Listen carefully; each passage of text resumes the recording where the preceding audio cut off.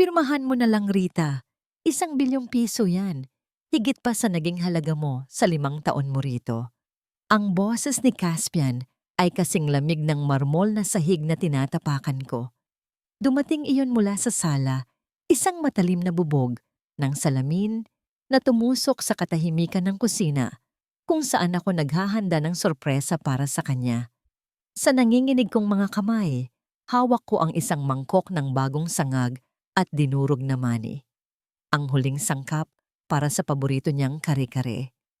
Ang amoy ng niluto kong bagoong ay nagpapaalala sa akin ng una naming pagkikita, ng mga pangako niya, ng isang pamilyang pinangarap kong buuin sa loob ng malapalasyong bahay na ito. Naglaan ako ng 3 oras para palambutin ang buntot ng baka hanggang sa halos matunaw na ito sa bibig, tulad ng puso kong handang matunaw para sa kanya. Ang mesa sa aming pribadong kainan ay maayos na nakahanda. 2 plato, 2 kupita ng alak, at isang maliit na kahon sa gitna. Sa loob niyon, ang resulta ng 5 taong paghihintay at panalangin. Ang mangkok ng mani ay dumulas sa aking mga daliri. Hindi ko narinig ang pagbasag nito sa sahig. Mas malakas ang dagundong sa loob ng aking dibdib. Isang pagyanig na nagpaguho sa lahat ng pundasyong itinayo ko sa buhay na ito. Sa isang iglap, ang mainit at pamilyar na kusina ay naging isang malamig at dayuhang lugar. Ang bawat anino sa sulok ay tila nanunuya. Sa dinami-dami ng bagyo na sinuong ko para sa pamilyang ito, bakit ako pa ang naiwan sa ulan? Dahan-dahan akong humakbang palabas ng kusina. Ang mga paa ko'y tila may sariling bigat. At doon, sa gitna ng marangyang sala, nakita ko sila. Si Caspian, ang aking asawa, ang lalaking pinangakuan ko ng habambuhay, ay nakatayo na parang isang hari. Sa tabi niya, nakakapit na parang linta, ay si Althea. Ang itinuring kong nakababatang kapatid, ang ampon ng aming pamilya na tinulungan kong pag-aralin at bihisan. Ang tiyan niya ay bahagyang umuumbok sa ilalim ng kanyang pulang bestida, isang bulaklak ng kasalanan na buong pagmamalaki niyang ipinaparada. At sa kanilang likuran, mula sa dilim, lumabas ang reyna ng impyerno, ang biyenan kong si Doña Imelda de Vega. Ang kanyang mga mata ay kumikinang sa tagumpay. Ang kanyang ngiti ay isang sugat na hindi na kailanman maghihilom. Narinig mo naman siguro ang asawa mo, hindi ba? Ang sabi ni Imelda, ang bawat salita ay may kamandag. Kaya pwede ba? Kunin mo na ang tseke at ang mga papel na yan at lisanin mo na ang pamamahay ko. Itinuro niya ang isang sobre sa ibabaw ng coffee table. Isang makapal na sobreng katabi ng isang piraso ng papel. Divorce papers, ang tseke ng 1 bilyong piso. Lumapit si Caspian at kinuha ang mga ito. Walang salita, walang emosyon. Lumakad siya patungo sa kainan kung saan naghihintay ang aking sorpresa. Sa isang walang pakundangang galaw, ibinagsak niya ang mga papel at ang tseke sa mismong gitna ng mesa. Ang sarsa ng kare-kareng maingat kong niluto ay tumalsik, dumungis sa puting mantel, parang dugong umagos mula sa sinaksak na puso. Tapos na tayo, Rita? Sabi niya, hindi man lang tumitingin sa aking mga mata. Naramdaman ko ang paggalaw sa aking sinapupunan, isang munting pitik ng buhay na hindi pa nila alam. Kaninang umaga lang, sa banyo, 2 pulang linya ang nagpatigil ng aking mundo. 2 pulang linya na sumisimbolo sa katuparan ng aking pagkababae, ang sagot sa lahat ng aking mga dasal. Ang lunas sa lahat ng masasakit na salitang ibinato sa akin ni Imelda sa loob ng 5 taon. Baog, malas, walang silbing babae. Pinlano kong ibigay sa kanya ang pregnancy test na nakalagay sa maliit na kahon. Inasahan ko ang kanyang mga yakap, ang kanyang mga luha ng kagalakan. Ngunit ang kahon ay nanatiling nakasara, isang munting kabaong ng mga pangarap. Si Althea ay umupo sa isa sa mga silya. Ipinatong ang kanyang mamahaling bag sa mesa. Mula sa gilid ng bag nakita ko ang isang pamilyar na tela. Isang panyulitong puti na may bordang CDV sa asul na sinulid. Ako ang nagburda niyon para kay Caspian nung anibersaryo namin. Ngayon, ginagamit ito ni Althea bilang pamunas sa alikabok ng kanyang sapatos. "Huwag ka nang magmatigas, Ate Rita," sabi ni Althea. Ang kanyang boses ay umaapaw sa pekeng awa. "Matagal nang tapos ang lahat. Hindi mo lang matanggap. Caspian loves me at dinadala ko ngayon ang tunay na tagapagmana ng mga De Vega." Ang mga salitang tunay na tagapagmana ay tumama sa akin na parang kidlat. Napatingin ako sa aking patag na tiyan, kung saan 4 na buhay ang nagsisimulang umusbong. Oo, 4, hindi lang isa. Kambal na 4. Ayon sa doktor na palihim kong pinuntahan kahapon, 4 na himala. 4 na sikretong ililibing ko hanggang kamatayan. Itinaas ko ang aking paningin mula sa nadungisang pagkain, sa mukha ni Althea, sa reyna ng demonyong si Imelda, at sa wakas, sa lalaking minsan kong tinawag na aking mundo. Mayroong isang huling hibla ng pag-asa sa aking puso, isang hangal na paniniwalang baka nagkamali lang ako ng dinig, na baka panaginip lang ang lahat ng ito. Inihakbang ko ang aking paa, iniunat ang aking kamay, handang sabihin ang lahat, handang ipaglaban ang aming mga anak. Ngunit bago pa man may lumabas na salita sa aking bibig, nagsalita si Caspian. Tumingin siya sa akin sa unang pagkakataon ngayong gabi. Ang kanyang mga mata ay walang laman, puno ng pagkasuklam. "Huwag mo akong tingnan ng ganyan," anya. Ang kanyang boses ay mababa at mapanganib. "Kailanman, hindi ka naging karapat-dapat na maging isang ina." Ang mga salitang yon ay hindi isang sampal.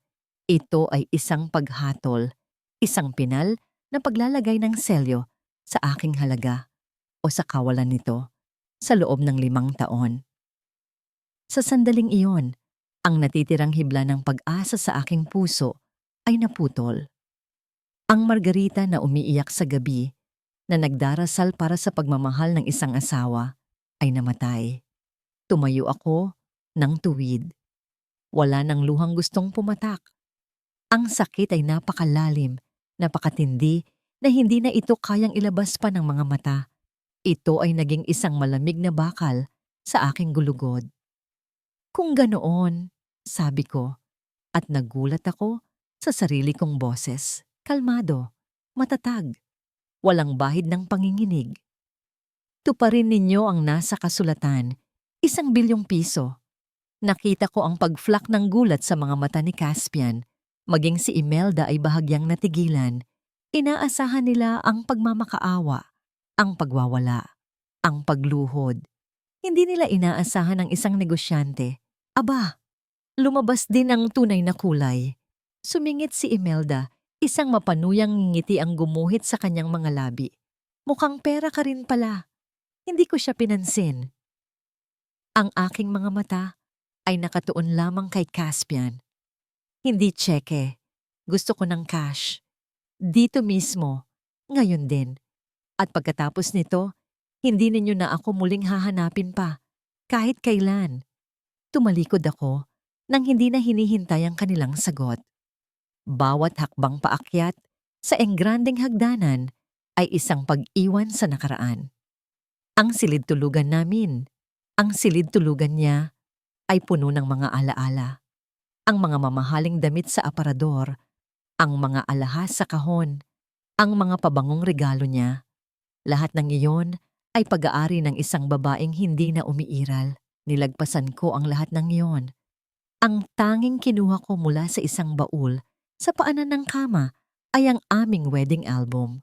Makapal at mabigat ito, puno ng mga nakangiting larawan na ngayon ay parang mga maskara sa isang trahedya. Dinala ko ito sa malaking basurahan na yari sa metal sa tabi ng bintana. Isa-isa kong pinunit ang mga pahina. Ang larawan namin sa simbahan, ang unang sayaw, ang pagputol ng cake, mga piraso ng kasinungalingan.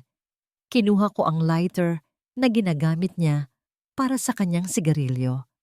Sa isang kislap, ang apoy ay sumayaw sa dulo ng isang punit na larawan. Ang nakangiting mukha ni Caspian ay dahan-dahang kinain ng apoy, umitim at naging abo. Inihulog ko ito sa basurahan at pinanood ang pagkalat ng apoy. Ang amoy ng nasusunog na papel at plastik ay pumuno sa silid, isang kakaibang insenso para sa isang libing. Ang libing ng aking pag-ibig. Nagsuot ako ng isang simpleng itim na bestida at kinuha ang luma kong maleta na nakatago sa ilalim ng kama. Wala akong ibang dinala, kundi ang mga damit na suot ko noong una akong tumapak sa bahay na ito. Pagbaba ko, naroon na ang 2 malaking itim na bag sa sala. Puno ng pera. Ang kapalit ng aking buhay. Habang hinihila ko ang aking munting maleta patungo sa pinto, isang utusan ang humarang sa akin. May hawak na tabo ng tubig na may asin.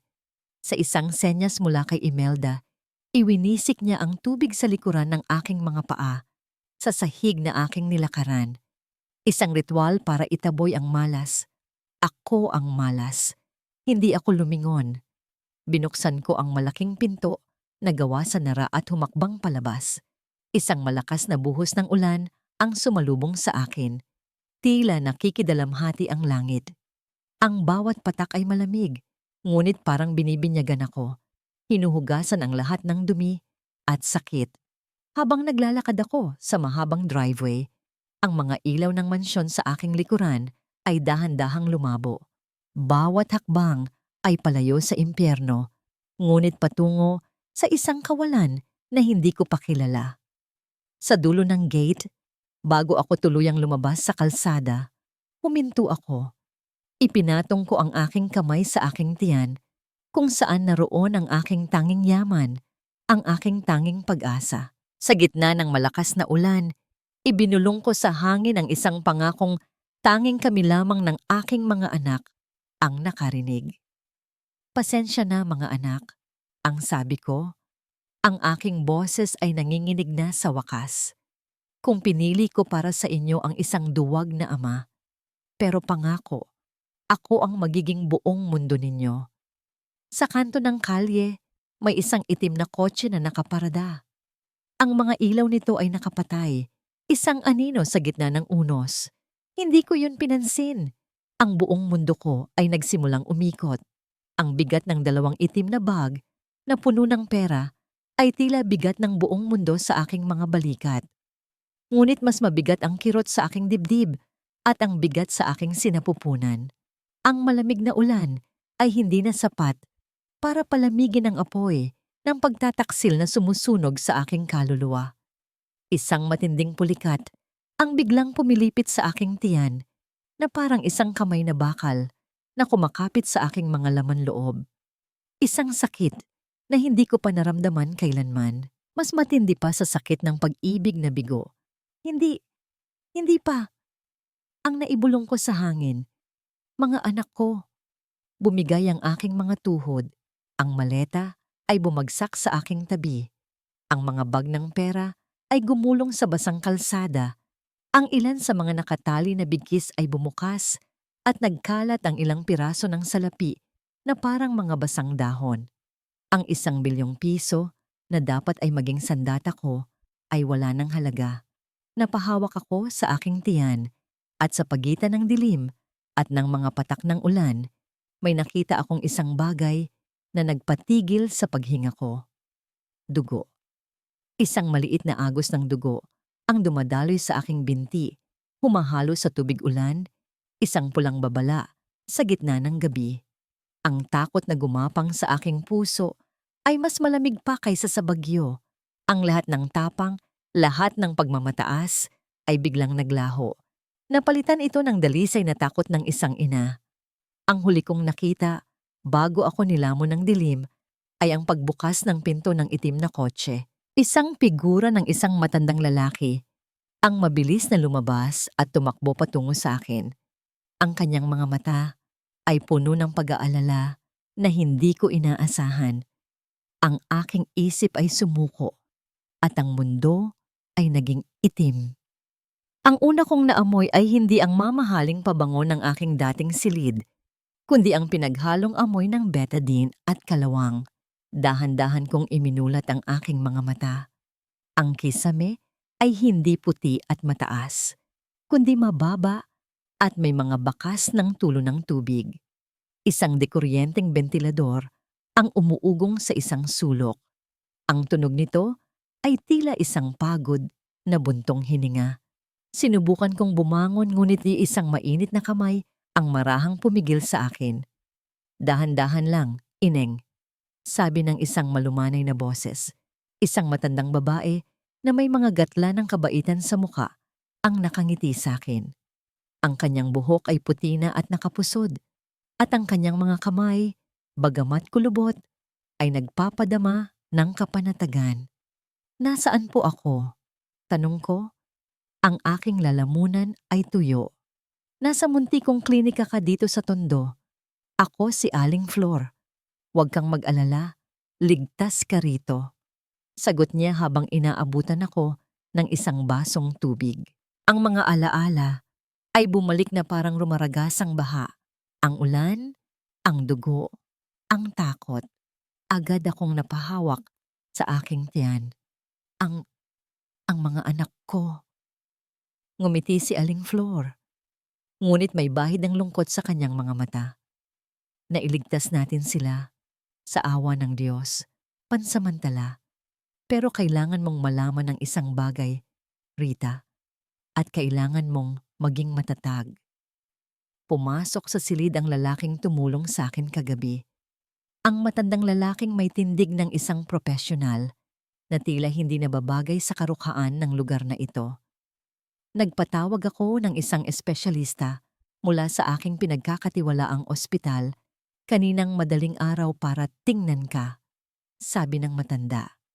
Ipinakita niya sa akin ang isang resulta ng ultrasound mula sa isang portable machine. Rita, hindi lang isa ang dinadala mo. Tumingin sa akin si Aling Flor. Ayon sa doktor, hindi lang 2 o 3, 4, Ineng. 4 na anghel ang nasa sinapupunan mo. Kung sa ibang pagkakataon, ito sana ang pinakamasayang balita sa aking buhay. Ngunit ngayon, ang balitang iyon ay may kasamang takot. Pero, dugtong ng matandang lalaki, ang kanyang boses ay seryoso. Dahil sa stress na pinagdaanan mo at sa iyong payat na pangangatawan, napakataas ng peligro. Sinabi ng doktor na ang pinakaligtas na gawin ay bawasan ang bilang nila para mabigyan ng tsansang mabuhay ang iba. At para mailigtas ka, ang mga salita ay parang mga punyal. Ipinikit ko ang aking mga mata. Pagkatapos ng lahat ng pang-aapi, pagkatapos ng lahat ng pagtataksil, hahantong sa ganito, papipiliin ako kung sino sa aking mga anak ang mabubuhay at mamamatay. Idinilat ko ang aking mga mata at isang determinasyon na hindi ko alam na mayroon ako ang bumukal mula sa kaibuturan ng aking pagkatao. Tiningnan ko sila isa-isa. Hindi, sabi ko, ang bawat salita ay may bigat. Nawala na sa akin ang aking asawa. Hindi ko hahayaang mawala pa ang kahit isa sa aking mga anak. Lahat sila ilalabas ko sa mundong ito. Lahat sila mabubuhay. Isang tango ng paghanga ang nakita ko mula sa matandang lalaki. Inaasahan ko na yan ang magiging sagot mo. Katulad ka pa rin ng iyong ina. Nagulat ako. Kilala ninyo ang aking ina? Ako si Benigno Ben Sandoval. Pagpapakilala niya. Abogado ako. At ako ang dating abogado ng iyong mga magulang bago sila walang awang sinirang puri at inagawa ng negosyo ng pamilya De Vega. Doon ko naintindihan ng lahat. Ang puot ni Imelda sa akin ay hindi lang dahil sa pagiging mahirap ko. Mas malalim pa pala ang ugat. Tinulungan kitang makatakas, hindi lang dahil sa awa, Rita. Pagpapatuloy ni Lolo Ben, kundi dahil nakikita ko sa iyo ang pagkakataong maitama ang mga pagkakamali ng nakaraan. Ang 1 bilyong piso. Ligtas iyon. Ako ang kumuha kagabi. Gagamitin natin iyon para itayo ka muli at para pabagsakin sila. May mga lumang kasalanan si Imelda na akala niya ay nalibing na sa limot. Hahayaan nating sila mismo ang maghukay ng sarili nilang puntod. Pumasok muli si Aling Flor na may dalang isang mangkok ng mainit na lugaw na may itlog at tinadtad na dahon ng sibuyas.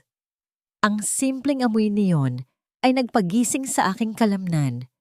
Habang sinusubuan ako ni Aling Flor, bawat kutsara ng lugaw ay mas masarap pa sa lahat ng steak at mamahaling pagkain na natikman ko sa mansyon. Dahil ang lugaw na ito ay may sahog na kalinga, isang bagay na hindi kayang bilhin ng pera ng mga De Vega. Sa isang sulok, may isang maliit at lumang telebisyon na nakabukas. Biglang lumabas sa balita ang isang pamilyar na mukha. Si Caspian, nakangiti habang inaakbayan si Althea sa isang press conference. Ang headline sa ilalim ay kumislap. De Vega Hair and Socialite Althea Reyes announce engagement. Kasabay ng pag-zoom ng camera sa kanilang mga masayang mukha, isang panibagong matinding pulikat ang humaplos sa aking sinapupunan.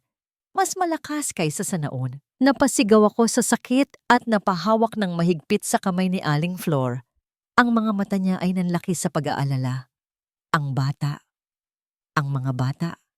Ang bagyo sa labas ay tila inggit sa unos na nagaganap sa loob ng munting silid. Ang bawat hagupit ng hangin sa mga dingding na gawa sa kahoy ay kasabay ng bawat paghilab ng aking tiyan. Ang walang tigil na pagtagaktak ng ulan sa yerong bubong ay ang musika sa aking sariling opera ng paghihirap. Walang epidural, walang malambot na kama ng ospital, walang makinang sumusubaybay sa tibok ng puso. Ang tanging narito ay ang nanginginig na mga kamay ni Aling Flor, ang basang bimpo na ipinupunas niya sa aking noo, at ang kanyang mga bulong ng dasal sa mahal na birhen. Hinga ng malalim. Para sa kanila, paulit-ulit niyang sinasabi, ang kanyang boses ay tila isang sinulid ng pag-asa sa gitna ng kadiliman. Kinagat ko ang aking labi hanggang sa malasahan ko ang sarili kong dugo. Ikinapit ko ang aking mga kamay sa gilid ng papag na gawa sa kawayan. Ang bawat hibla nito ay bumaon sa aking palad. Ito ang sakit. Ito ang tunay na sakit. Hindi ang pag-iwan ng isang lalaki, kundi ang paglaban para sa buhay ng mga taong hindi mo pa nakikita pero handa mo nang ipagkaloob ang lahat.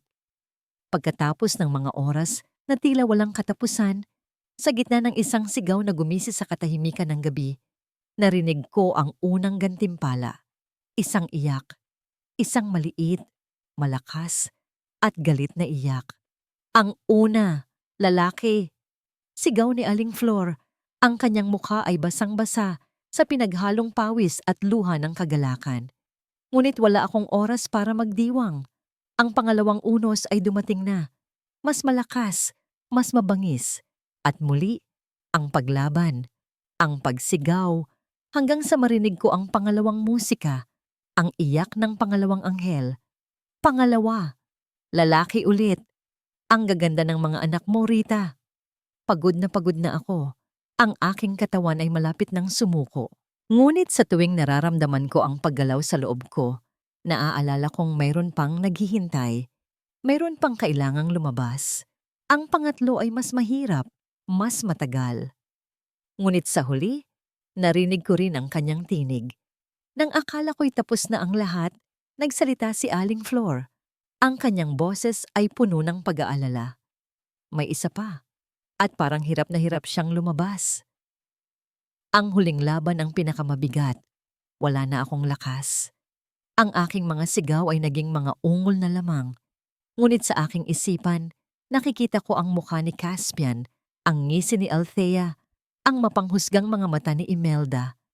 At ang imaheng iyon ang nagbigay sa akin ng huling patak ng galit at determinasyon. Sa isang huling makapangyarihang tulak, naramdaman ko ang paglaya.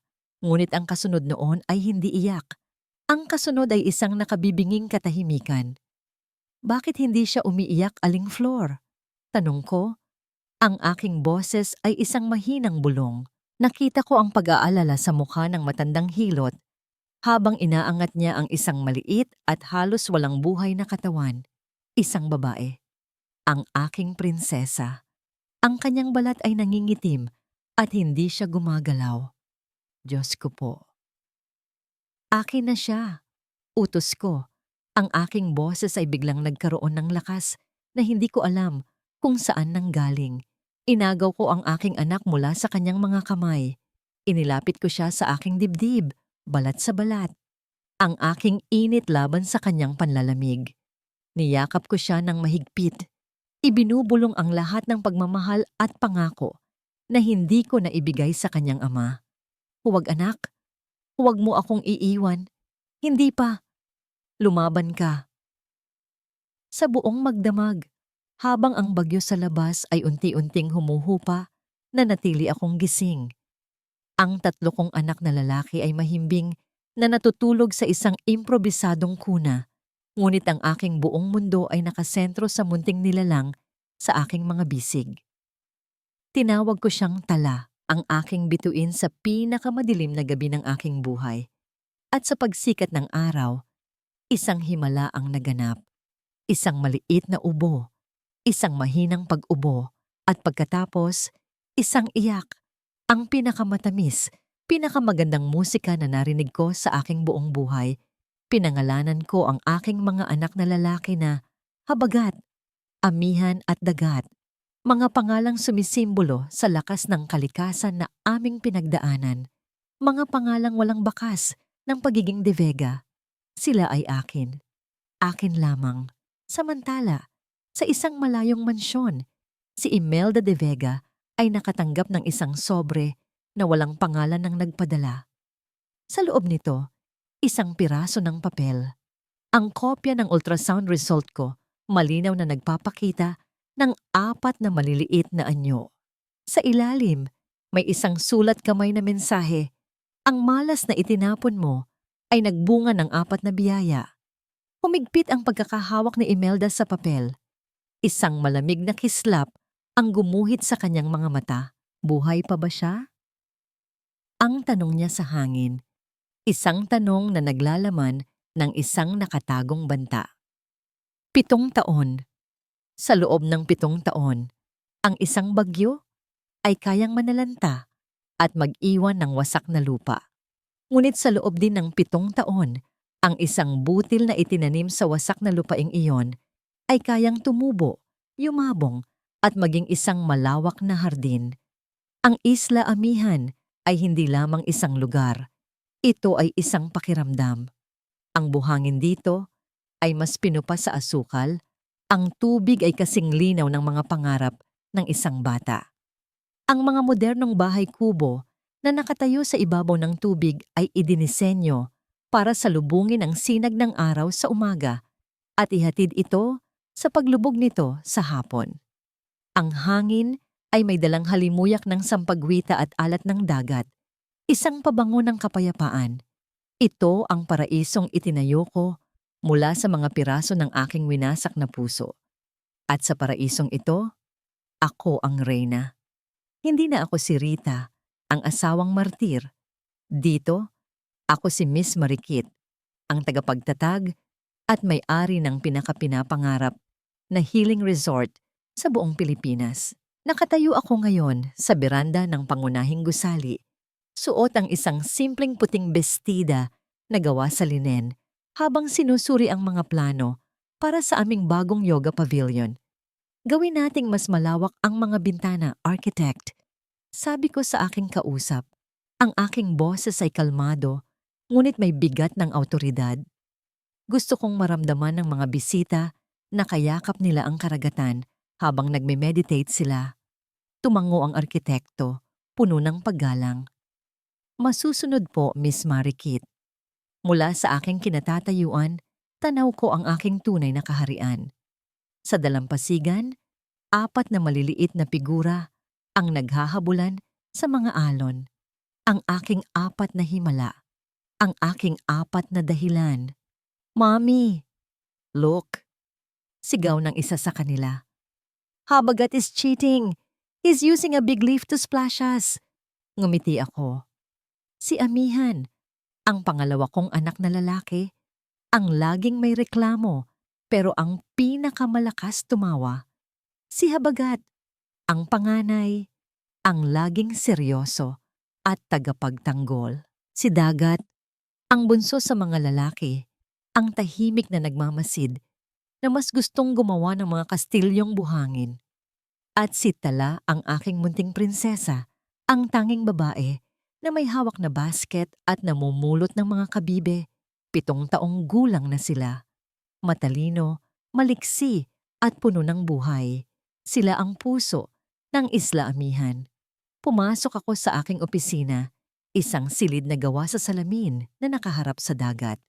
Isang video call mula sa isang malaking korporasyon sa Singapore ang naghihintay. Sa loob ng 30 minuto, gamit ang matatas na Ingles at matalas na pag-iisip, isinara ko ang isang kasunduan na magdadala ng panibagong 10 milyong dolyar na investment sa aking resort. Congratulations, Miss Marikit. We look forward to a fruitful partnership, sabi ng CEO sa kabilang screen. The pleasure is all mine, sagot ko, isang profesional na ngiti ang nasa aking mga labi. Pagkatapos ng tawag, ang ngiting profesional ay naging isang ngiti ng isang ina. Sumilip ako sa bintana. Mga anak, halika na. Kakain na tayo ng tanghalian. Ang hapagkainan namin ay simple lang. Isang mahabang mesa na gawa sa kahoy sa ilalim ng isang malaking puno ng mangga. Walang mamahaling kubyertos, walang mga chandelier, pero merong isang bagay na hindi kayang bilhin ng lahat ng pera ng mga De Vega. Tawanan. Habang kumakain kami ng sariwang isdang sinigang at kanin, biglang nagtanong si Habagat, ang pinakamapalaisip sa lahat. Mommy, sabi niya, what was our papa like? Natahimik ang lahat. Ang 3 pa ay napatingin sa akin. Ang kanilang mga mata ay puno ng kuryosidad. Huminga ako ng malalim. Ito ang tanong na alam kong darating. At handa ako. Hinawakan ko ang kanyang kamay. Ang papa ninyo, sabi ko. Ang aking boses ay malumanay, ngunit matatag. Ay isang mandaragat. Isang magaling na mandaragat. Pero isang araw, naligaw siya ng landas sa gitna ng isang malakas na bagyo at hindi na siya nakabalik. Tiningnan ko sila isa-isa.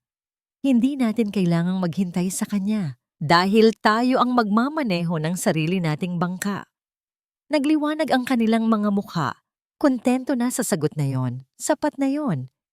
Para sa ngayon, biglang tumunog ang aking telepono, ang personal kong assistant. Ma'am Marikit, pasensya na po sa abala, sabi niya. Ang kanyang boses ay may halong pagmamadali. Mayroon po kasing delegasyon galing Maynila, isang malaking investment company. Gusto raw po kayong makausap ngayon din. Napaka-insistent po nila. Kumunot ang aking noo. Wala akong schedule ng meeting ngayon. Anong kumpanya? Nag-atubili ang aking assistant sa kabilang linya. May narinig akong mga boses sa background, isang boses na pamilyar, isang boses na matagal ko nang ibinaon sa limot. Ma'am, sabi ng assistant ko. Ang kanyang boses ay halos pabulong na. Nandito na po sila sa reception. Ang nangunguna po ay si Ginoong Caspian De Vega. Ang simoy ng hangin sa Siargao ay naghahatid ng kapayapaan, ngunit dito sa Maynila, sa loob ng malawak, ngunit malamig na mansyon ng mga De Vega, ang hangin ay mabigat at may bahid ng pagkabulok. Ang dating kumikinang na bakal ay ngayoy kinakalawang. Ang mga bulong ay naging sigawan sa loob ng kumpanya.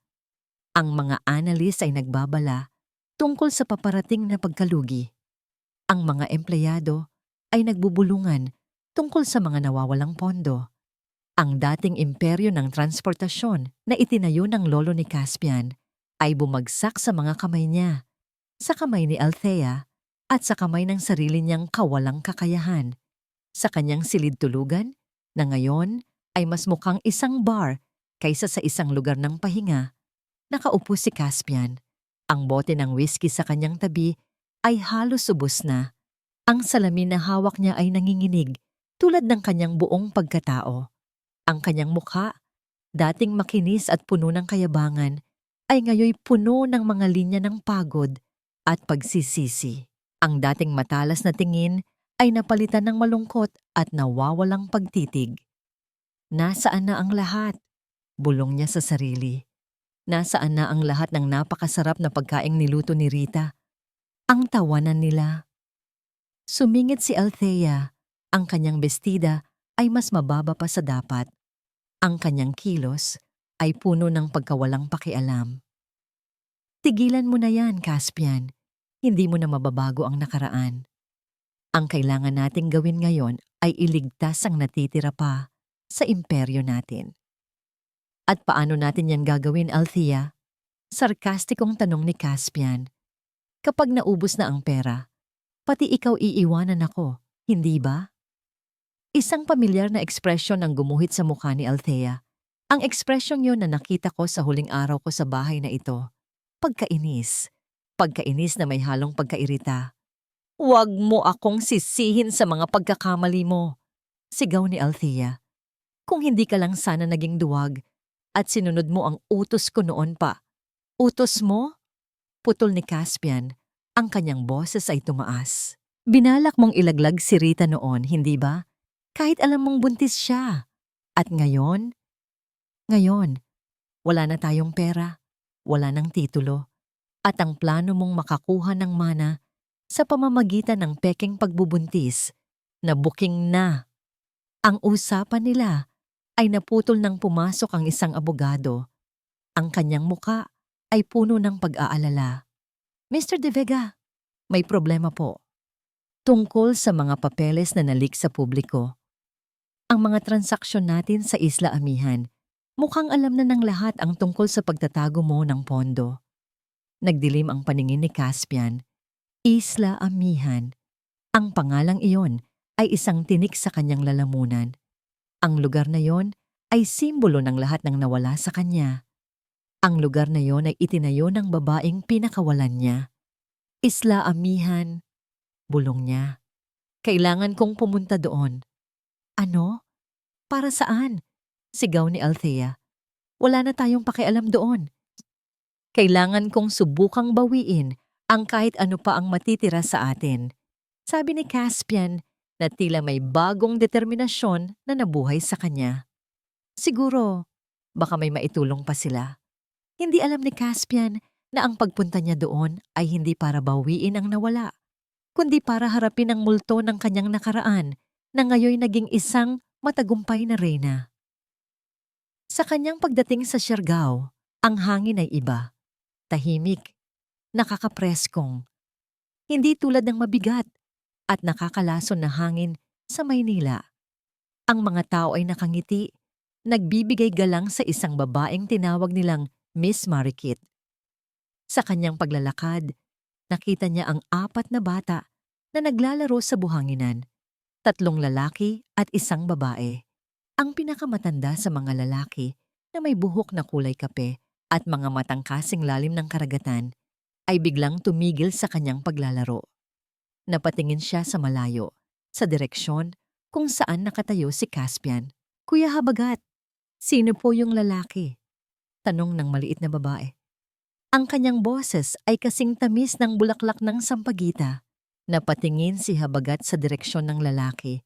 May kakaibang pakiramdam siyang naramdaman. Mayroon sa lalaking iyon na tila pamilyar sa kanya, kahit hindi pa sila nagkikita. Ang kanyang mga mata, ang kanyang porma. Hindi ko alam, Baby Tala, sabi ni Habagat. Pero parang kamukha siya ng mukha ni Mommy kapag malungkot siya. Sa hindi kalayuan, nakaupo si Caspian sa isang bangko sa ilalim ng puno ng niyog. Pinapanood niya ang mga bata na naglalaro. Ang kanilang mga tawa ay tumatagos sa kanyang puso na parang mga sibat, lalo na ang maliit na babae. Ang kanyang buhok ay kulot na kulot. Ang kanyang ngiti ay kasing liwanag ng araw. Napansin niya ang isang maliit na detalye sa leeg nito. Isang maliit na pilak na kwintas na may nakasabit na maliit na susi. Hindi ito ordinaryong siyo. Ito ay halos kapareho ng susi na ibinigay niya kay Rita noong araw na sila ay ikinasal. ang susi sa kanilang lumang aparador sa lumang silid tulugan. Napalunok si Caspian, na puno ng pagtataka at pag-asa ang kanyang dibdib. Hindi niya alam kung ano ang gagawin. Ngunit sa unang pagkakataon, sa loob ng maraming taon, naramdaman niya ang isang bagay maliban sa pagsisisi at kalungkutan. Isang mumunting kislap ng isang bagay na malapit nang mabuksan. Ang dating katahimikan sa Isla Amihan ay napalitan ng isang mahinang tensyon. Ang aking assistant, si Maria, ay mukhang balisa habang nakatayo sa aking tabi sa labas ng conference room. Naririnig ko ang mga yabag ng mga hindi pamilyar na sapatos sa marmol na sahig sa loob. Binawi ko ang aking paghinga, pinakakalma ang sarili. 7 taon ng pagpapanggap, 7 taon ng pagtatago. Ngayon, ang anino ng aking nakaraan ay nasa aking pintuan. Pinagmasdan ko ang aking refleksyon sa salamin ng pinto. Ang simpleng puting bestida, ang mahabang buhok na nakapusod, ang mga mata na hindi na natatakot. Ito si Miss Marikit, hindi si Rita. Binuksan ko ang pinto. Nakatayo siya sa gitna ng silid, kasama ang 2 kasamahan niya na mukhang mga abogado. Ngunit ang aking mga mata ay nakatuon lamang sa kanya. Caspian. Ang dating makinis niyang mukha ay puno na ng mga linya. Ang kanyang buhok ay nagiging abo na sa sintido. Ang kanyang tindig, na dati matayog, ay bahagyang nakukuba. Nakasuot siya ng mamahaling suit, ngunit hindi nito maitatago ang pagod at kawalan ng pag-asa sa kanyang mga mata. Nang mapadako ang kanyang tingin sa akin, tila may munting kidlat na dumaan sa pagitan namin. Ang kanyang mga mata ay nanlaki ng bahagya, puno ng hindi makapaniwalang pagtataka. Tila nakakita siya ng isang multo. Miss Marikit, sila po ang mga kinatawan ng De Vega Corporation, pakilala ni Maria. Ngunit hindi ko siya narinig. Ang aking buong atensyon ay nakatuon sa pagtatagpo ng aming mga tingin. "Magandang umaga, Mr. De Vega," sabi ko. Ang aking boses ay malamig at profesional. Tumiklop ang aking mga labi sa isang formal na ngiti. Ako si Marikit Santos, ang CEO ng Isla Amihan.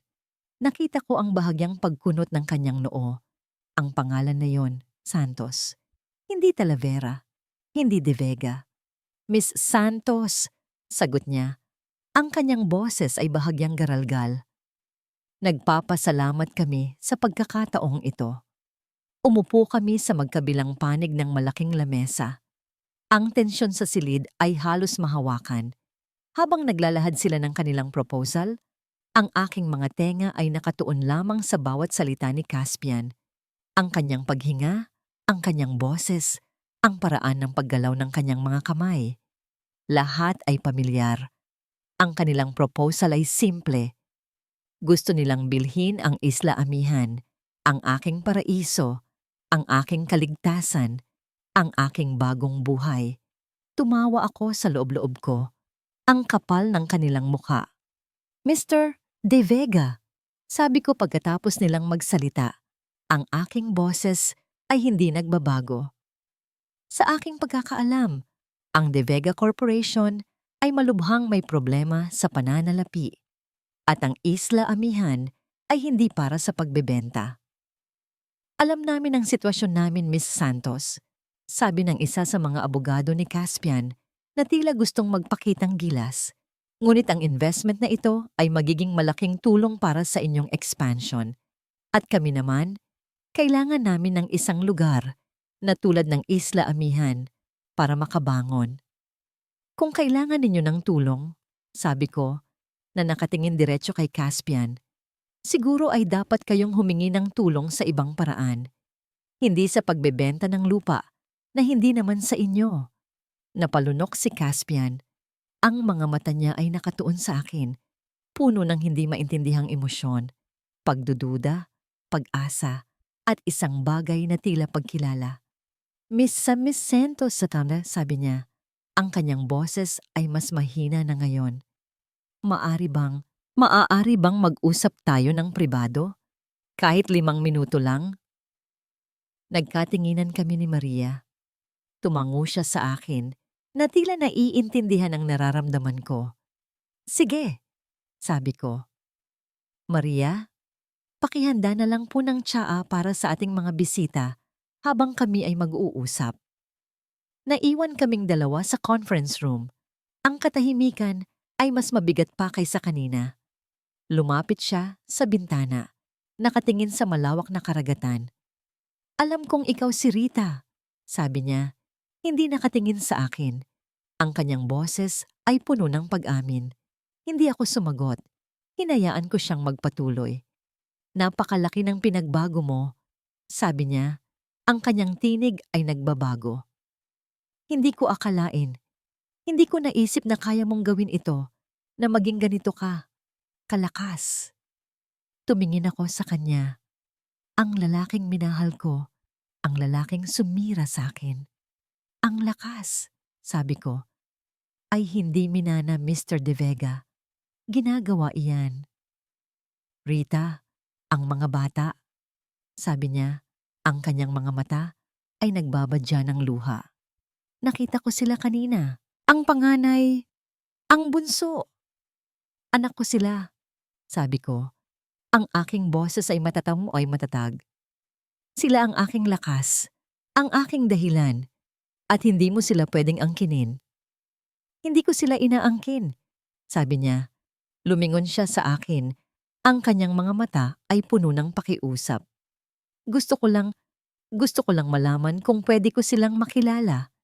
Kahit bilang kaibigan ng ina nila. Tumawa ako. Isang tawa na walang saya. Mr. De Vega, nagkamali ka ng kinakausap. Ako si Marikit Santos at ang Isla Amihan ay hindi para sa pagbebenta. Lumapit siya sa akin. Ang kanyang mga mata ay puno ng desperasyon. Inunat niya ang kanyang kamay na tila gustong hawakan ang aking braso. Ngunit umatras ako. Sa pag-atras ko, ang aking kamay ay tumama sa isang maliit na bagay sa mesa. Isang maliit na bagay na nahulog mula sa bulsa ng kanyang coat. Isang maliit na pilak na susi. Ang susi sa lumang aparador namin. Ang aking mga mata ay nagtama sa susi. Pagkatapos ay sa mukha ni Caspian, ang pagkilala ay bumalot sa kanya. Ang kanyang bibig ay bumukas, ngunit walang salitang lumabas. Ang pagtataka sa kanyang mga mata ay napalitan ng nakakabinging pagkamulat. Ang maliit na pilak na susi ay bumagsak sa mesa sa pagitan namin, isang tahimik na saksi sa mga nakalimutang pangako at mga nasirang pangarap. Ang mga mata ni Caspian ay nakatuon dito. Pagkatapos ay lumipat sa akin. Ang dating pagtataka ay napalitan ng isang biglaang pagkamulat, isang pag-iintindi na tila bagong silang. Ang susi. Halos pabulong niyang sabi. Ang kanyang boses ay puno ng hindi makapaniwalang pagkilala. Iyan ang susi sa aparador natin sa lumang kwarto. Hindi ako sumagot. Pinanatili ko ang aking walang emosyong ekspresyon. Hayaan siyang mag-isip. Hayaan siyang makaramdam ng sarili niyang pagkakamali. Lumapit siya sa akin. Ang kanyang mga mata ay naghahanap ng sagot sa aking mga mata, ngunit nakakahanap lamang ng pader na itinayo ko sa loob ng 7 taon. Rita, ikaw nga, Mr. De Vega, pagputol ko sa kanya. Ang aking boses ay matatag. Nagkakamali ka ng kinakausap. Ako, si Marikit Santos. Ngunit ang pagtanggi ko ay tila lalong nagpatibay sa kanyang pagdududa. Nakita ko ang paggalaw sa kanyang mga mata na tila binabalikan niya ang bawat detalye ng aking mukha, ang aking tindig, ang aking boses. Ang boses na dati puno ng pagmamahal, ngayon ay may bahid ng lamig ng yelo. Pero ang paraan ng pagsasalita mo, ang paraan ng pagngiti mo, kapag nakakakita ka ng magagandang bagay. Ang mga anak ko. Napatigil siya. Tumingin siya sa labas ng bintana, kung saan sa hindi kalayuan, ang 4 na bata ay naglalaro pa rin sa dalampasigan. Ang pinakabata, ang babae, Si Tala ay nakasuot ng maliit na kwintas na may pandong na pilak na susi. Ang susi na hinulog ni Caspian. Ang puso ko ay biglang bumilis. Hindi! Hindi niya dapat makita yon. Paano niya nakuha ang susi? Yung kwintas niya, sabi ni Caspian, nakatingin sa bata. Ang kanyang boses ay puno ng pagkamangha. Pareho sila ng hawak niyang susi. Tumakbo ako palabas ng opisina. Ang aking assistant ay naiwang naguguluhan. Nakita ko si Tala na tumatakbo palapit sa akin. Ang kanyang maliit na kamay ay nakahawak sa kanyang dibdib. "Mommy! Mommy! Tignan mo!" Sigaw niya. Ang kanyang mukha ay puno ng kasiyahan. "May bago akong susi. Pareho sila ng susi ni Kuya Habagat." Nang makita ko ang kwintas sa leeg niya, nanginginig kong inabot ang kwintas. Ang maliit na susi na yon. Ang susi sa aparador na puno ng mga lumang larawan at mga liham. Ang mga liham na naglalaman ng aking kasaysayan. Paano niya nakuha iyon? Biglang may nagbukas ng pinto. Si Caspian. Ang kanyang mukha ay blanko, ngunit ang kanyang mga mata ay nagliliyab sa isang bagong determinasyon. Nakita niya ang kwintas sa kamay ko. Nakita niya ang 4 na bata na tumatakbo papalapit sa akin. "Mommy! Mommy!" Sigaw ng 3 lalaki. Sabay-sabay na yumakap sa aking mga binti. Habagat, amihan, dagat, at sa gitna nila, si Tala, ang aking munting prinsesa, na hawak pa rin ang kanyang susi. "Sino sila, Mommy?" Tanong ni amihan, ang pinakamasayahin sa kanila, habang nakatingin kay Caspian na parang nagtataka. Napalunok ako. Ito na yon. Ang sandali na kinatatakutan ko at hinahangad ko ng sabay. Bumaba si Caspian sa kanyang mga tuhod, malapit sa mga bata. Hindi ko alam kung ano ang nasa isip niya, ngunit ang kanyang mga mata ay nakatuon sa bawat isa sa kanila, na parang sinusuri niya ang bawat detalye. Ang hugis ng kanilang mga mata, ang kulay ng kanilang buhok, ang kanilang mga ngiti. "Ang panganay," sabi niya. Ang kanyang boses ay basag. "Si Habagat." Tumingin siya sa pinakamatanda sa mga lalaki. Ang pangalawa, ang pangatlo, tumingin siya kay amihan at dagat. At ang bunso, tumingin siya kay Tala na nagtatago sa likod ng aking saya. Ang bunso, ang babae. Ang kanyang boses ay nawalan ng lakas. Tumingin siya sa akin. Ang kanyang mga mata ay puno ng pagkamangha at isang bagay na mas malalim pa, isang pagkilala. Ang borte sa likod ng tenga ni Tala. Tumingin siya sa maliit na marka sa likod ng tenga ng aking anak na babae. Isang marka na alam kong minana niya mula sa aking ina at mula sa ina ni Caspian. Isang marka ng angkan. Nasa kanya yon, katulad ng sa sakin nung bata ako. Naramdaman ko ang pagyanig ng aking mga tuhod. Nakikita ko ang takot sa mga mata ng aking mga anak. Sinubukan kong tumayo ng tuwid, ngunit ang aking katawan ay tila hindi na sumusunod sa aking kalooban. "Sila ang mga anak ko," sabi ko. Ang aking boses ay pilit kong pinatatag, at wala kang karapatan sa kanila. "Pero, si Tala," sabi niya, nakatingin sa batang babae. "Ang kwintas niya, ang susi. Nakuha niya yan sa aparador." Sabi ko, ang aking tinig ay nanginginig na.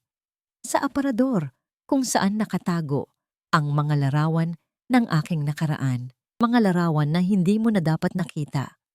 Ang mga larawan, bulong ni Caspian.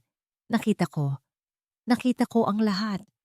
Ang iyong pagbubuntis, ang iyong paghihirap, ang mga sulat mo, ang mga pangako mong hindi natupad. Lumapit siya sa akin, lumuhod sa buhangin. "Rita, minahal kita noon. Minahal kita ng totoo. Hindi ko lang alam kung paano ipapakita. Natakot ako. Naapi ako ng lahat." Tumawa ako ng mapait. "Natakot ka?" "Ako ang natakot, Caspian. Natakot akong mamatay. Natakot akong mawalan ng anak habang ikaw ay natutulog sa malambot na kama. Ako ay nagdarasal sa malamig na sahig ng tondo. Habang ikaw ay kumakain ng masasarap na pagkain, ako ay nagpapalimos para sa isang piraso ng tinapay. Tumulo ang mga luha sa aking mga mata. Ngunit hindi ito luha ng kahinaan. Ito ay luha ng galit. Luha ng pagkamulat. At ang pinakamasakit, sabi ko, ang boses ko ay umalingaw-ngaw sa buong dalampasigan, ay ang malaman na ang mga anak ko ay nagdusa dahil sa kasalanan na hindi nila ginawa. Ang iyong kasalanan, Caspian, ang kasalanan ng buong pamilya de Vega. Sa sandaling iyon, habang nakaluhod si Caspian sa buhangin, nakatingin sa mga anak na hindi niya kinilala, at sa babaeng winasak niya noon, isang sasakyan ang huminto sa malapit. Bumaba ang pinto, at mula doon, lumabas si Althea. Ang kanyang mukha ay hindi na ang dating modelo na puno ng saya. Ito ay baluktot sa galit at pagka-insecure. Nakita niya si Caspian na malapit sa mga bata. At sa akin, "Ikaw!" Sigaw niya. Ang kanyang tinig ay nagdilim. "Anong ginagawa mo dito? At sino ang mga batang iyan?" Natigilan si Caspian. Tumingin siya kay Althea. Pagkatapos ay bumalik ang tingin niya sa akin na tila naghahanap ng kasagutan sa mga mata ko. Tumingin ako kay Althea. Isang malamig na ngiti ang gumuhit sa aking mga labi. Sila ang aking mga anak, Althea. Mga anak na ipinagkait sa iyo ng tadhana at mga anak na kinalimutan ng kanilang ama. Ang mukha ni Althea ay nagbago mula sa galit patungo sa takot. Tila hindi siya makapaniwala sa kanyang narinig. Lumapit siya sa akin. Ang kanyang mga mata ay nakatitig sa mga bata. Hindi maaari. Sabi mo, baog ka. Sabi ni Madam Imelda, baog ka. Napatingin ako kay Caspian. Nakita ko ang panginginig sa kanyang mga kamay. Ang pagkaunawa ay unti-unting bumabalot sa kanyang mukha. Ang mga gamot na binibigay sa iyo ni Madam Imelda noon. Hindi yun pampalakas ng fertility, Rita, sabi niya. Ang kanyang tinig ay halos hindi marinig. Iyon ay gamot na pampabaog para hindi ka magkaanak. Ang mga salitang yon ay tila bumagsak na parang mga bato sa aking balikat. Pagpapabagsak sa akin. Tiningnan ko si Althea na ngayoy umiiyak na hindi dahil sa awa, kundi sa takot at pagkapraning. "Narinig mo yon?" sabi niya. Tumingin sa akin. "Hindi ikaw ang nag-iisa na niloko nila. Ako rin. Ginawa nila yon para sa planong ito, para lang makuha ang mana." Natawa ako. Isang tawa na walang emosyon. "Planong ano, Althea? Ang magpanggap na buntis? Ang magnakaw ng pamilya?" Biglang nagpatuloy si Caspian. Tila binubuhos ang lahat ng kanyang pinigil na salita. Nalaman ko rin ang lahat noong mga huling buwan. Ang panloloko ni Madam Imelda. Ang pagpapanggap mo, Althea. Ang lahat ng kasinungalingan. Lumapit siya sa akin at sa pagkakataong ito, hinawakan niya ang aking braso. "Rita, patawarin mo ako. Hinayaan kong mangyari yun. Natakot ako sa nanay ko. Natakot akong iwanan niya ako. Pero hindi ko alam na ganito kasama ang plano nila." Hinawakan ko ang kanyang kamay na nasa braso ko. Hindi ako nagalit. Wala na akong galit. Tanging pagkamulat na lamang. Ang pagkatakot mo ang nagbigay daan sa lahat ng ito. Caspian, ang iyong kahinaan ang nagbigay lakas sa kanila. Biglang may sumigaw mula sa gilid. Nakita namin si Lolo Ben na naglalakad papalapit sa amin kasama ang 2 pulis. Sa kamay ni Lolo Ben, hawak niya ang isang folder. "Althea Reyes," sabi ni Lolo Ben. Ang kanyang tinig ay mababa, ngunit puno ng awtoridad. "Ikaw ay inaaresto sa mga kasong pagnanakaw, pandaraya, at panloloko." Nagulat si Althea. "Ano? Hindi! Hindi ninyo ako maaaring arestuhin. May hawak akong ebidensya. May hawak akong mga papeles na magpapatunay na niloko rin ako ng mga De Vega. At lahat ng yon ay nasa tamang lugar na. Miss Reyes. Sabi ni Lolo Ben, itinaas ang folder. Nakuha na namin ang lahat ng impormasyon mula sa iyong mga kasabwat, pati na ang mga dokumento na nagpapatunay sa tunay na kasalukuyan mong sitwasyon na ikaw ay baog na noon pa man. Napaatras si Althea, parang natatapilok. Nakita niya ang pagdating ng mga pulis na papalapit sa kanya. Hindi, hindi pwede, sigaw niya. Caspian, tulungan mo ako. Ngunit si Caspian ay nakatayo lamang doon. Parang natulala, nakatingin sa mga anak niya, sa babaeng minahal niya at sinaktan niya. Walang imik, walang kilos. Hindi na kita kaya, Althea. Sabi niya sa wakas, ang kanyang boses ay puno ng pagod. Tapos na ang lahat. Habang inilalayo ng mga pulis si Althea, tumingin siya sa akin. Ang kanyang mga mata ay puno ng puot. Babalaan kita, Rita. Babalikan kita. Hindi ako susuko. Ngunit tinitigan ko lamang siya. Walang emosyon. Alam kong ang kanyang mga banta ay walang saysay na. Ang kanyang mundo ay gumuho na. Bumaling ako kay Caspian. Ang mga bata ay nasa aking tabi na. Hinahawakan ng aking mga kamay. Nakatingin sa lahat ng nangyayari ng may pagtataka. Caspian, sabi ko, ang aking tinig ay kalmado na ngayon. Tatapusin na natin ito. Lumuhod siya sa aking harapan. Ang kanyang mga kamay ay nakahawak sa aking mga paa. Rita, ang mga bata, sila ang aking mga anak. Hayaan mo akong maging bahagi ng buhay nila. Hayaan mo akong bumawi. Tiningnan ko ang aking mga anak. Si Habagat, ang matapang na panganay, na nakatingin sa kanyang ama na may halong pagkalito at pagkaawa. Si Amihan na nakangiti pa rin, na parang hindi naiintindihan ng lahat. Si Dagat na nakatago sa likuran ni Habagat, na tahimik na nagmamasid.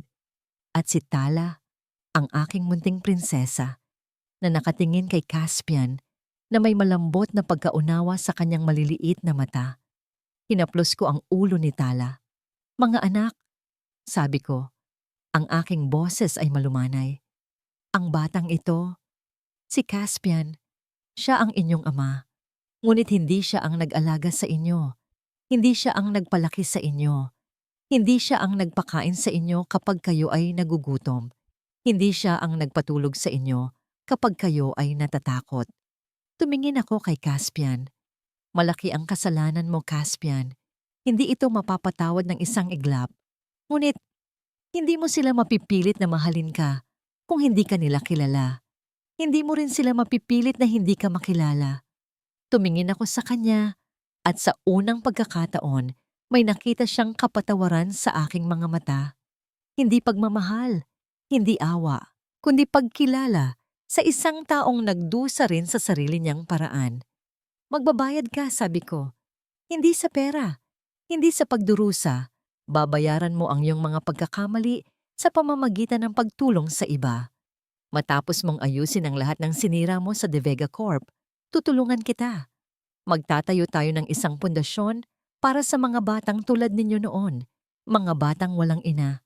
Mga batang kailangan ng gabay. Nakita ko ang pag-asa sa kanyang mga mata. Talaga, Rita? Oo, sabi ko. Ngunit hindi dito. At hindi bilang pamilya. Magkikita tayo paminsan-minsan.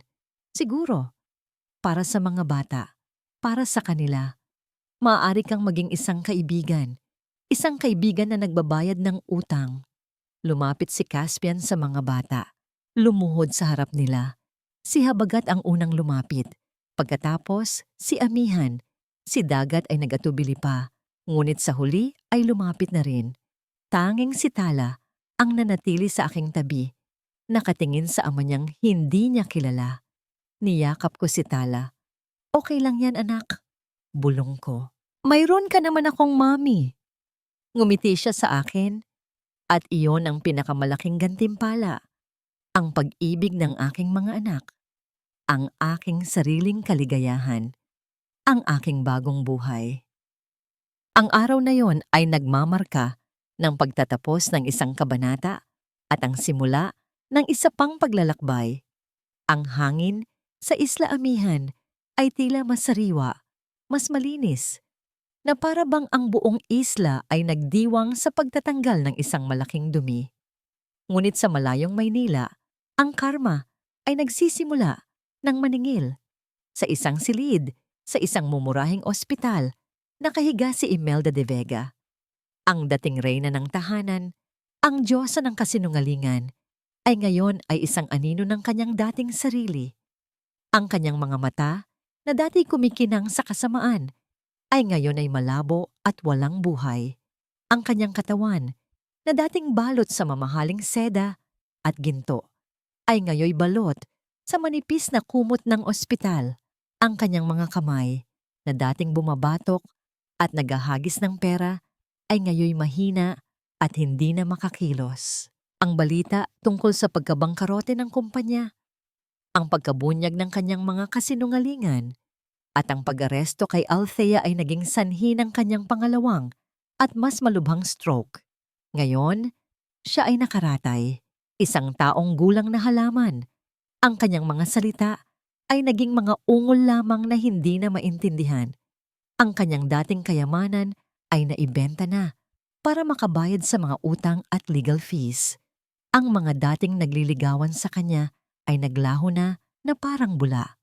Ang dating katulong na nagsisilbi sa kanya ay isa na lamang dalagang nagbabantay sa kanya dahil sa awa. Amoy, amoy, amag. Ang mahina niyang ungol, ang kanyang paghinga ay mabigat at mabaho. Ang amoy ng disinfectants at ng lumang pawis ay bumabalot sa hangin. Ang bawat paghinga niya ay isang paalala ng kanyang mga kasalanan. Ang lamig ng kwarto ay tumatagos sa kanyang buto, isang lamig na hindi kayang pawiin ng kahit anong kumot. Sa kabilang banda, sa isang kulungan na hindi kasing laki ng kanyang dating aparador, si Althea Reyes ay nakakaranas ng ibang uri ng impyerno. Ang dating mamahaling kolorete niya ay napawi na, napalitan ng mga pasa sa kanyang mukha. Ang kanyang magandang buhok ay gusot at marumi. Ang kanyang mga designer na damit ay napalitan ng uniforme ng preso. Amoy luma at mabaho. Ang mga kasamahan niya sa kulungan ay hindi nagpapakita ng kahit anong awa. Para sa kanila, siya ay isa lamang masamang tao na may masamang kapalaran. Ang bawat araw ay isang pakikibaka para mabuhay. Ang pagkain ay malabnaw na sabaw at tigang na kanin. Ang higaan ay matigas at puno ng mga insekto. Ang bawat sigaw at mura ng kanyang mga kasamahan ay bumabalot sa kanya, nagpapaalala sa kanya ng kanyang ginawa. "Paano ninyo nagawa sa akin to?" Sigaw niya isang gabi, habang hinahagis sa kanya ang isang plato ng malamig na pagkain. Nangako si Caspian, nangako siya, ngunit ang kanyang mga hinaing ay sinalubong lamang ng mga halakhak. Ang kanyang dating kagandahan ay nawala na, napalitan ng kapaitan at kawalan ng pag-asa. Ang kanyang mga pangarap na yumaman ay nauwi sa kawalan. Samamantala, sa Isla Amihan, ang araw ay nagtatapos ng may kakaibang kagandahan. Matapos ang mga araw ng tensyon at paglilinaw, isang maluwag na hininga ang napapakawalan ni Rita. Si Caspian ay umalis na, dala ang kanyang mga natutunang aral at ang pangakong bumuo ng pundasyon. Ang mga bata ay masayang naglalaro sa dalampasigan. Ang kanilang mga tawa ay tila musika sa aking pandinig. "Mami!" tawag ni Tala. Ang kanyang maliit na kamay ay kumakaway. "Tignan mo yung nakita kong kabibe. Ang ganda!" Lumapit ako sa kanya at sa aking tabidahan, naghihintay ang aking assistant na may hawak na isang tasa ng mainit na tsa na may halong aromatherapy oils, tsaa na may amoy ng lavender at chamomile na nagbibigay ng kakaibang kapanatagan. "Salamat, Maria," sabi ko, ininom ang tsa. Ang init nito ay gumapang sa aking lalamunan, nagdadala ng kakaibang kapayapaan. Naglalakad kami sa dalampasigan, ang aking mga paa ay binabasa ng maligamgam na tubig. Ang hangin ay may dalang kakaibang halimuyak. Ang halimuyak ng mga bulaklak na sampagwita at ang sariwang amoy ng isdang kakababalang mula sa bangka ng mga mangingisda. Ang paglubog ng araw ay nagpinta ng langit sa mga kulay kahel, rosas at lila, na tila isang obra maestra. "Mami, gusto mo bang sumama sa amin?" Tanong ni Habagat, ang panganay, na nag-aalok ng isang malaking kabibe na may kakaibang hugis. Ngumiti ako. "Mamaya na anak, gusto ko lang munang umupo rito saglit." Umupo ako sa isang malambot na duyan na nakasabit sa pagitan ng dalawang puno ng niyog. Ang pag-ugoy nito ay tila isang malumanay na yakap. Ang tunog ng mga alon na humahampas sa dalampasigan ay parang isang mahinahong uyayi. Ang buhangin sa ilalim ng aking mga paa ay malambot at mainit. Dito, sa lugar na ito, malayo sa kasinungalingan at kasakiman, nararamdaman ko ang tunay na kalayaan. Hindi lamang ang kalayaan mula sa mga devega, kundi ang kalayaan mula sa aking nakaraan. Ang kalayaan na mahalin ang aking sarili. Ang kalayaan na mahalin ang aking mga anak nang walang anumang pag-aalinlangan. Ang aking mga anak ay tumatakbo, napapalapit sa akin. Dala ang kanilang mga natagpuang kayamanan. Ang kanilang mga tawa ay pumupuno sa hangin. Ang kanilang mga mata ay kumikinang sa kasiyahan. Ang aking puso ay umaapaw sa pagmamahal. Ito ang aking langit. Ito ang aking gantimpala. Ang bunga ng aking pagtitiis. Ang bunga ng aking paglaban. Ang dating Margarita Talavera de Vega ay wala na. Ang nawala ay ang babaeng iyon na nagtiis sa kasinungalingan. Ngayon, ako si Miss Mariquit Santos, isang babae na natagpuan ang kanyang sarili, isang ina na ipinaglaban ang kanyang mga anak, isang reyna sa kanyang sariling kaharian. Habang papalubog ang araw at ang langit ay nagiging mas matingkad ang kulay, napagtanto ko, ang tunay na paghihiganti ay hindi ang pagpapahirap sa kanila. Ito ay ang paglikha ng isang buhay na napakaganda at napakasaya na hindi nila kailanman magiging bahagi. At sa aking tabi, ang aking mga anak, ang aking mga anghel, ang aking sukdulang kaligayahan. Ang paglubog ng araw sa Isla Amihan ay hindi lamang pagtatapos ng isang araw, kundi isang pangako ng panibagong bukang liwayway. Ang mga kulay sa langit ay tila nagbibigay pugay sa kapayapaang natagpuan ko. Isang kapayapaang hindi kayang bilhin ng anumang kayamanan, hindi rin kayang sirain ng anumang kasinungalingan. Naglalakad ako sa dalampasigan, ang malamig na buhangin ay dumudulas sa aking mga paa. Ang 4 kong anak ay naglalaro sa malapit. Ang kanilang mga tawa ay parang musika sa aking pandinig.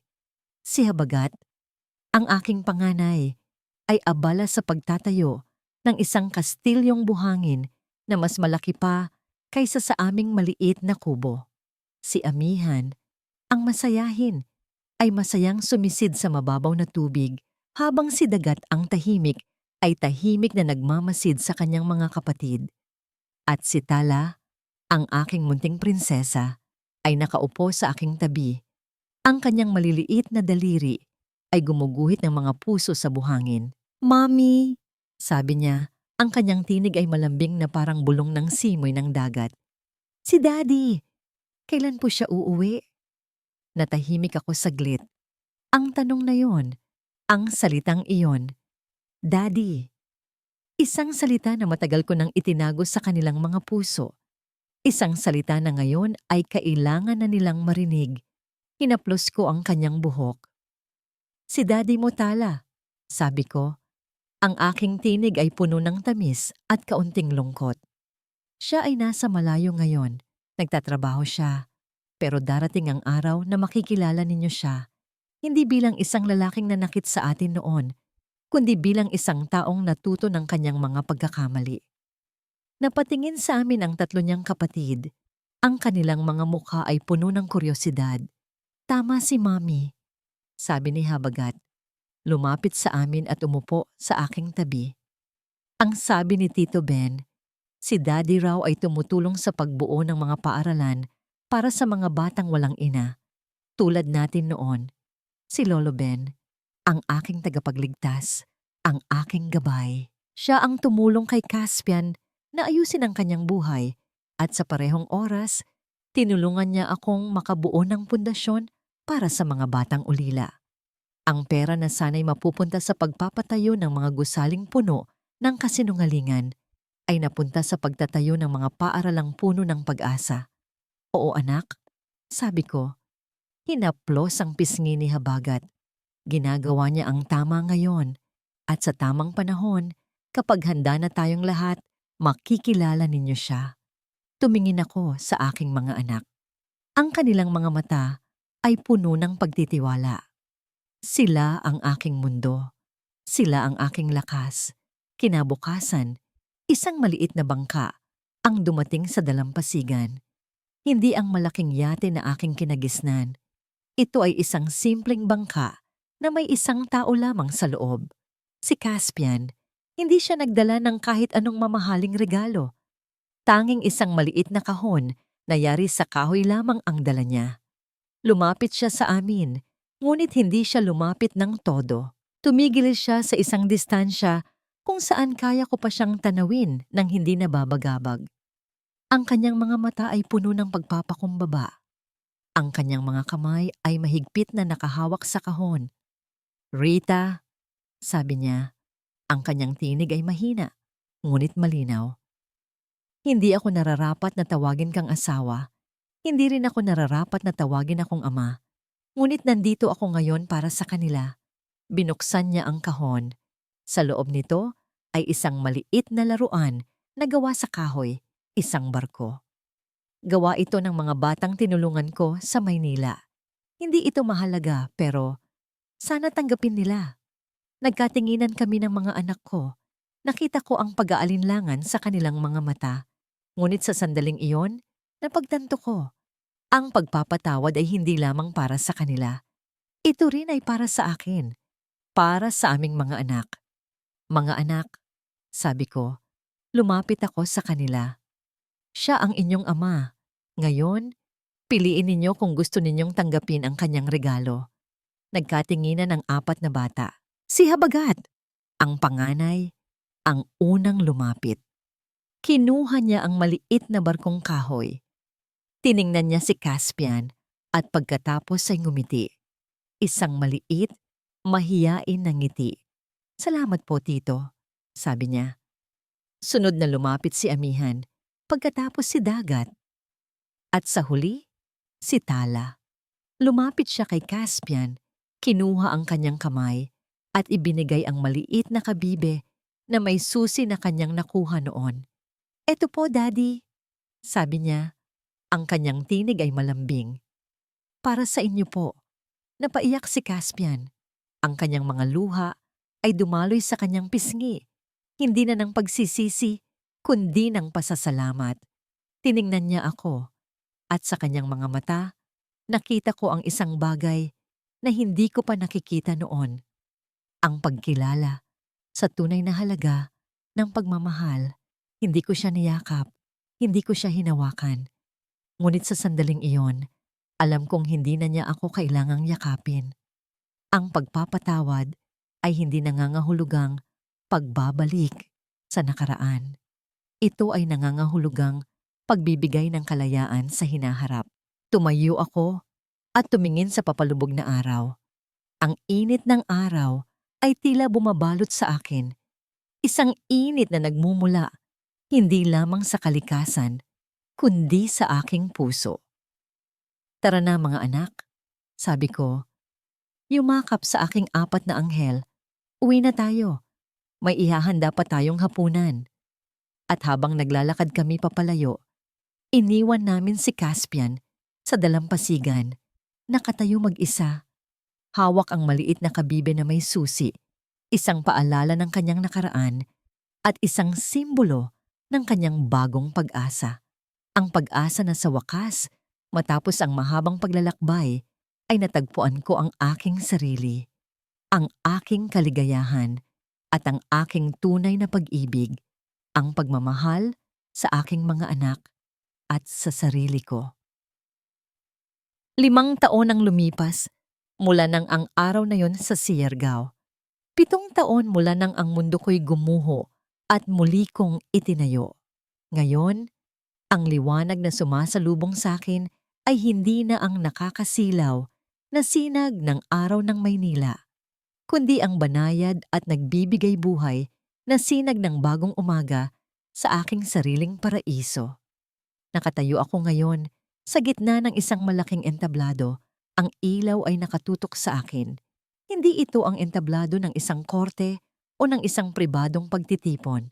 Ito ang entablado ng isang malaking pagdiriwang, ang entablado ng pagkilala.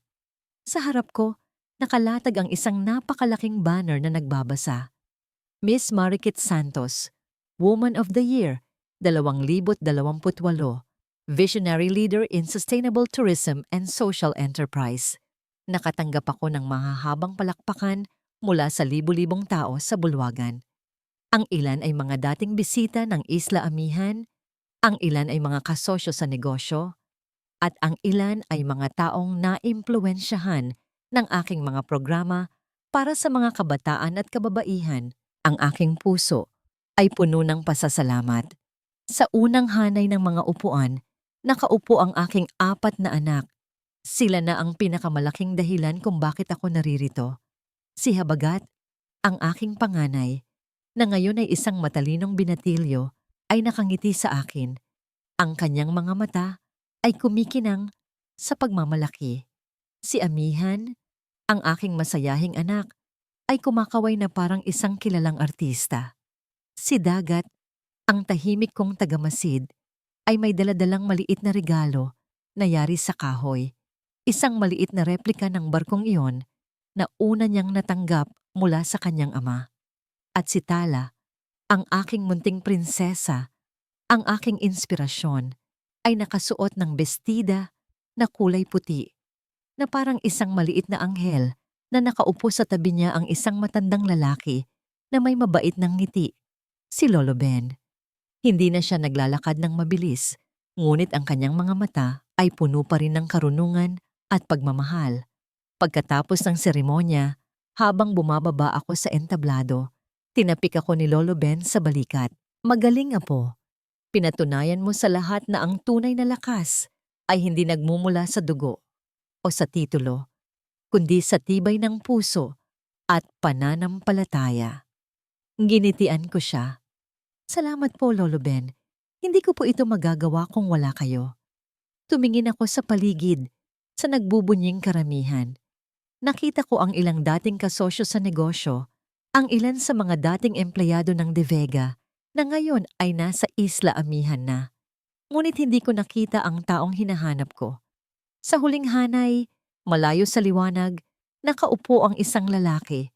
Nakasuot siya ng simpleng damit, hindi ang mamahaling suit na una kong nakita. Nakaupo siya mag-isa, tahimik na pinapanood ang lahat. May hawak siyang maliit na kahon na yari sa kahoy, ang parehong kahon na may maliit na barkong kahoy na regalo ni Amihan.